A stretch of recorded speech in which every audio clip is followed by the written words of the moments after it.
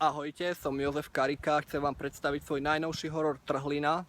Z kníh, ktoré som doteraz napísal, je táto pre mňa rozhodne najdesivejšia, najmä z toho dôvodu, že pri písaní som nevedel presne odlíšiť a neviem to s istotou doteraz, kde v tej knihe končí fikcia a kde začína realita.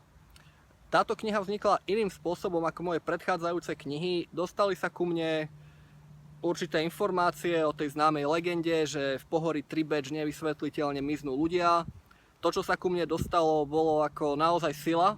Takže čo som mohol, som overil, čo som vedel, som preskúmal, ale hlavne to rozprávanie, ktoré sa ku mne dostalo, som spracoval do hororového príbehu, ktorý som presvedčený, že stojí za to. A že ak sa vám páčili moje predchádzajúce knihy ako Strach alebo Tma, tak si ako určite prídete na svoje aj pri Trhline. Majte sa.